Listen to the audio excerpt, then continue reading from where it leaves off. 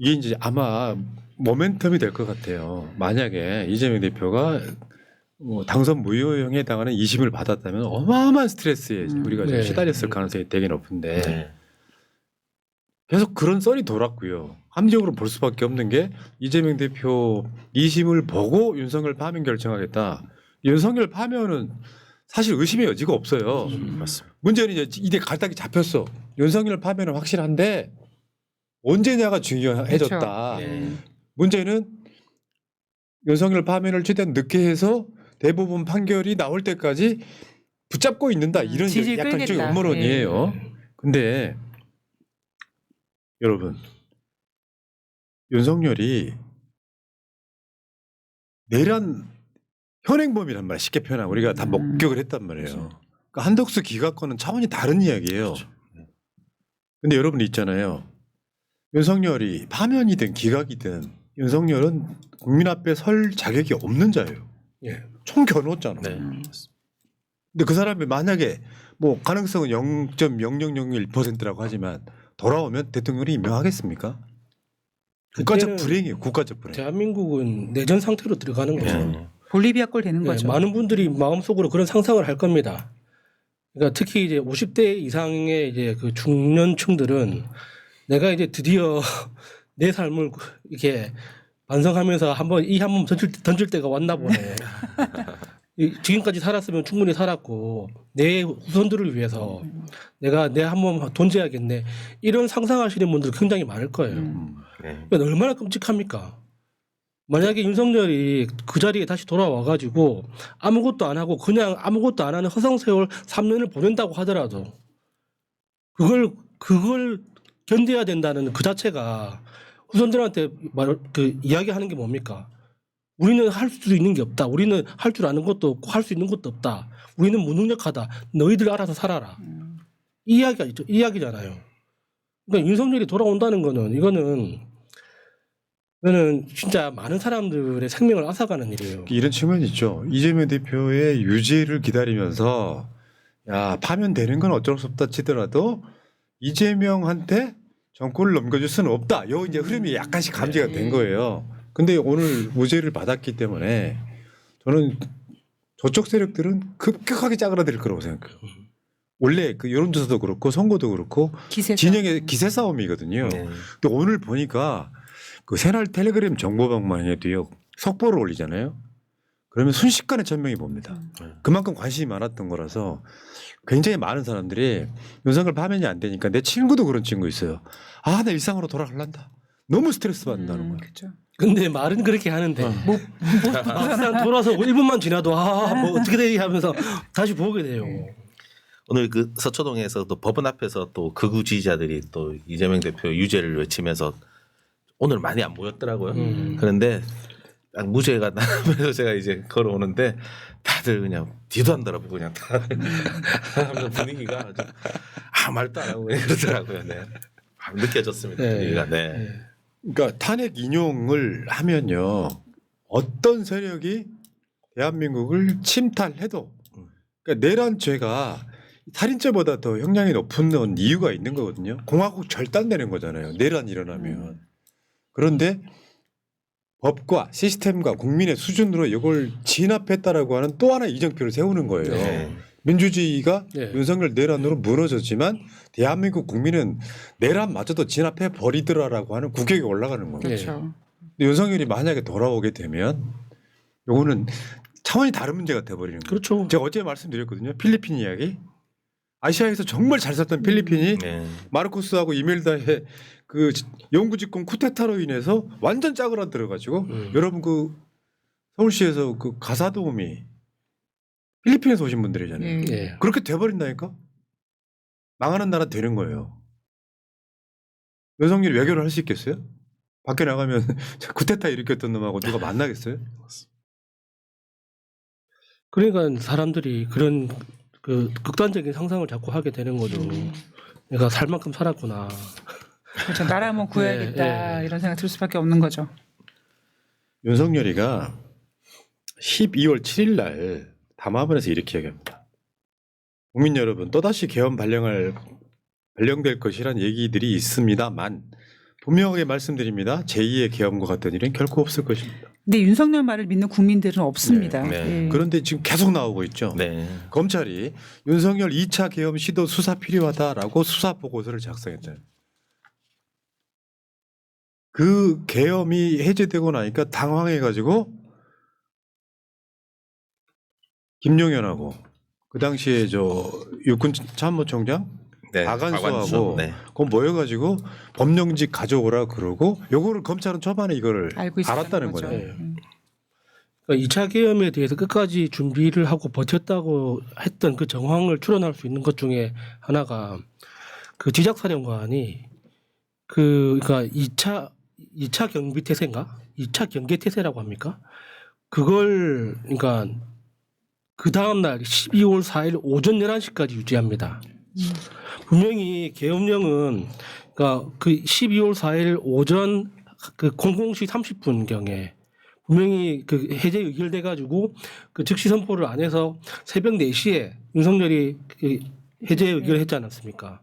그러면은 군대에서도 늦어도 그 새벽 5시까지는 그 경계 태세를 해제해야 그렇죠. 되거든요. 네, 네. 근데 오전 11시까지 경계 태세를 유지했단 말이에요. 네. 그게 무슨 뜻이겠습니까? 끝까지 버텼다는 거예요. 근데 지금 와서 윤석열이 나 2차 뭐 계엄 생각 없었다 하면 그 말을 믿어야 돼요, 그게?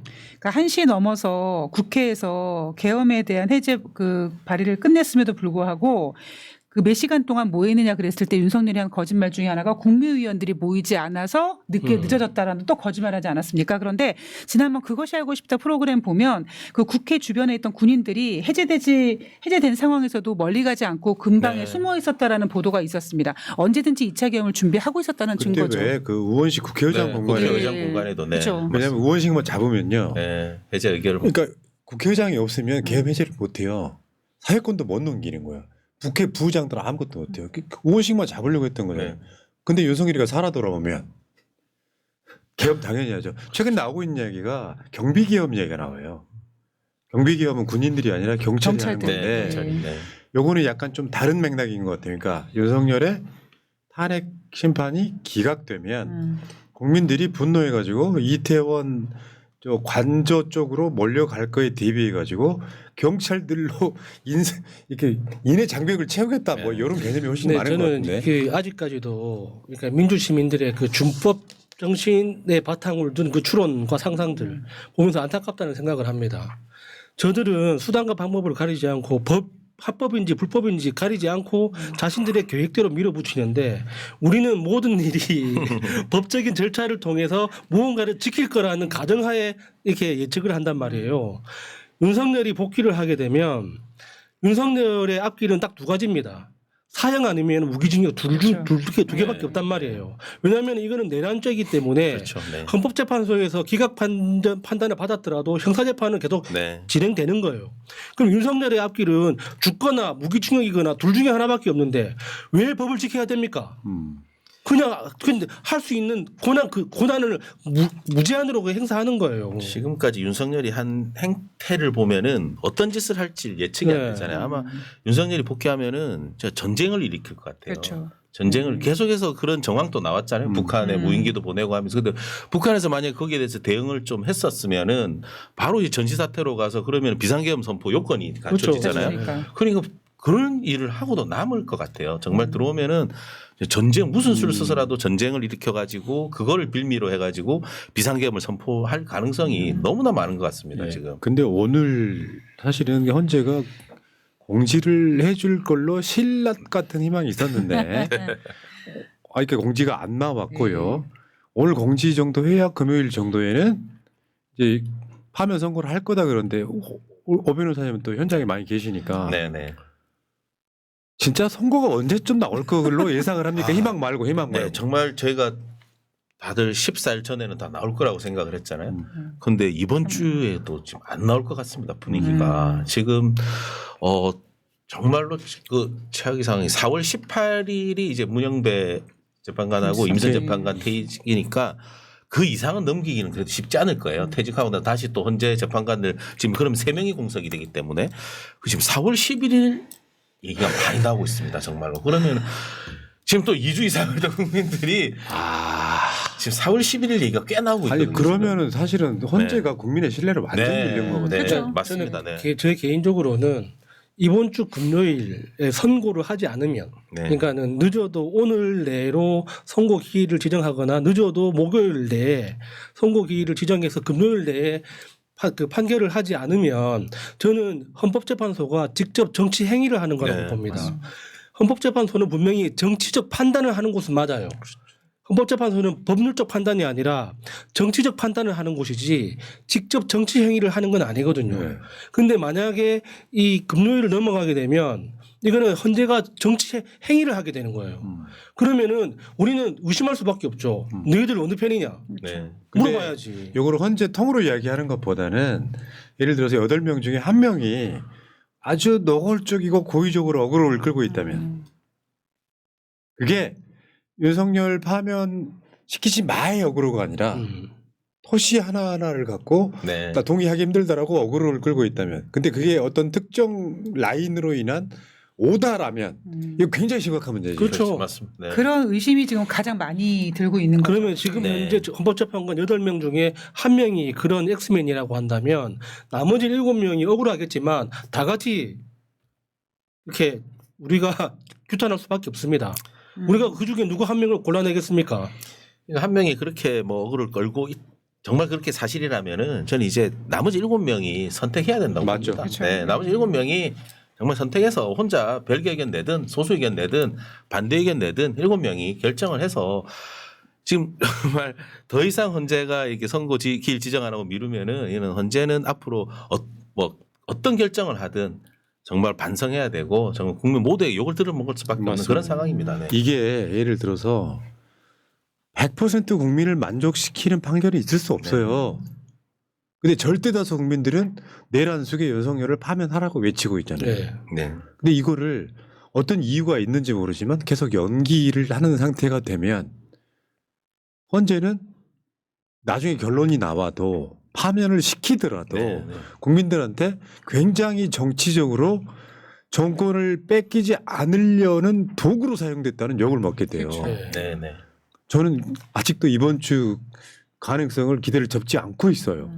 하루 전 뭐 그렇죠. 해도 되잖아. 맞습니다. 법으로 정해진 것도 아닌데 굳이 말하자면 이렇게 보시면 될 것 같습니다. 1명, 2명 정도가 어그로를 끌고 있는데 우리가 교황 선출할 때 콘클라베라고 하잖아요. 만장일치가 네. 될 때까지 예. 그 상태가 아닌가라고 조심스럽게 한번 해봅니다. 그러니까 최대한 설득하고 해서 이걸 주도하는 사람이 있을 거고 아마 헌법재판소장 대행 정도는 이걸 주도하고 있을 것 같고 나머지 한두 명 정도를 설득하는 과정이 있지 않나 싶어요. 근데 지금 국민들이 열받는 게 뭐냐면 평일 같은 경우에도 뭐 하루 종일하고 밤늦게까지 네. 하는 것도 아니고 퇴근 시간 딱딱 지키고 하고 하는 거 보니까 하루하루 지나갈수록 지금 국민들은 길바닥에서 개고생하고 있고 경제는 무너지고 있는데 언제 니네 헌재 네. 그렇게 배부른 소리 하고 있느냐 여기에 분노하는 거잖아요. 자, 근데 여기 이제 굉장히 많은 전투들이 일어나고 있는데 지금 남태령에서 또 남태령 대첩이 네.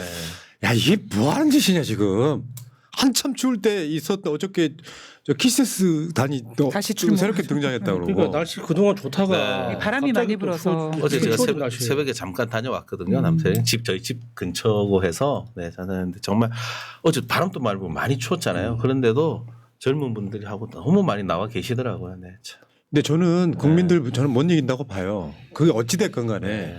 헌재가 좋은 판결을 최대한 빨리 내린다면 헌재는 살아남겠지만 파면을 시키더라도 정치적 의도로 늦게 시킨다 그러면 저는 헌재도 같이 없어질 거라고 그렇죠. 보고 네. 그다음에 대학생들 연세 대학생들인가요? 3부1배로 와 대학생들이 무슨 고생입니까? 네, 대학생들이 지금 단식도 진행했었고 또 광화문에서 헌재 앞까지 3부1배로 저렇게 또 행진도 하고. 그러니까 저런 국민이 어떻게 이기냐고요. 난 불가능하다고 봐요. 실제로 그 한덕수 탄핵이 기각됐을 때 한 말이죠. 헌법을 적당히만 어기면 괜찮은 거죠. 그렇죠. 네. 이 말이 안 되잖아요. 그러면 헌법재판소가 한덕수를 기각시킨 이유가 윤석열 파면을 위한 빌드업이었다면 용서가 될 거예요. 국정 안정이라는 예. 명분으로. 그게 아니고 다른 용도였다 그러면 헌재 자체가 전립할 가치가 사라지는 없는 거죠. 거예요. 사실 저는 그 윤석열 파면을 위한 빌드업이라고 하더라도 용서는 안 됩니다. 무슨 말입니까? 그러니까 헌법재판소는 자신들이 지켜야 되는 게 헌법이잖아요. 헌법을 통한 대한민국의 건국 정신을 지켜야 되는 게 헌법재판소의 역할인데 이게 정치적 상황에 따라서 헌법을 위반했더라도 이게 중대하지 않다 이런 식으로 핑계를 넣어버리면 헌법은 뭐가 됩니까? 그냥 종이 조각밖에 더 됩니까? 그러면 이게 어떤 건국 정신 철학이라는 건 이게 그 깊이 들어가면 들어갈수록 그 순수성이 중요한 거예요. 근데 이 순수성이 훼손됐는데 이거는 조금만 훼손됐으니까 괜찮아. 이렇게 되면은 이미 그 말은 오염됐다는 뜻이에요, 그게. 뭐 국무총리 같이 이렇게 고위직에 대해서 어떻게 보면 더 엄격하게 평가를 해야 그럼요. 되는데 뭐 분명히 그런 어떤 뭐 헌법재판관 미지정이라든지 이런 부분들에 대해서는 헌법 위반이라는 것도 밝혔으면서도 예. 파면에 이를 정도의 중대성이 없다. 어느 정도 해야지 중요한 그러니까 거고. 그런 표현들이 네. 헌법을 오염시키는 네, 네. 말들이라는 거예요. 정말 네. 원래 그런 거예요. 고위공직자일수록 법을 더 엄격히 적용해야 되는 게 맞지. 맞습니다. 네. 그 어제 작가들 중에 작가들 막 한 줄로 해갖고 제가 새날 텔레그램 정보방에 원본 파일을 올려드렸는데요. 내용이 되게 감동적이야. 그 중에 이제 한강 작가 거 다시 한번 읽어볼게요. 네. 훼손되지 말아야 할 생명, 자유, 평화의 가치를 믿습니다. 파면은 보편적 가치를 지키는 일입니다. 작가적 표현이기 때문에 바로 안 오실 수도 있는데요. 보편적 가치라는 말이 중요합니다. 국민한테 주권자잖아요, 국민이. 국민한테 총뿌리를 겨눈 자가 파면되는 게 보편적 가치를 이야기하는 거예요. 당연한 일이다. 그러니까 돌아오는 건 불가능하다고 저는 봐요. 국민적 정서에서. 그리고 그구들까지 신경을 쓸 필요가 뭐가 있습니까? 제가 항상 말씀드리잖아. 민주당이 투쟁적으로 바뀌려면 지금 체제를 말하는 게 아니라 예전에 민주당한테 맨날 했던 얘기잖아요. 국민은 51%만 만족시키면 되는 거야. 예. 선거는 다수결로 하는 거니까. 그런데 지금 아무리 보수가 가표집돼도 65 정도 나오는 국민 여론, 파면 내라는 여론을 거스를 수 있겠습니까? 네. 어떻게 얘기입니까? 보편적 가치.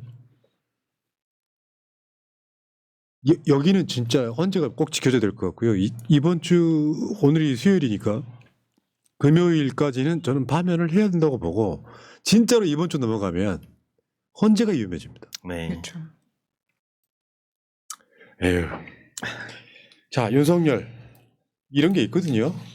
우리가 일상생활에서도 나한테 칼 겨눈 자 있잖아요. 죽이겠다고 칼 들고 나온 골목에서 옛날에 그 동네 싸움 많이 났었거든요. 칼 들고 나온 사람을 이웃으로 인정할 수 있어요? 안 되죠.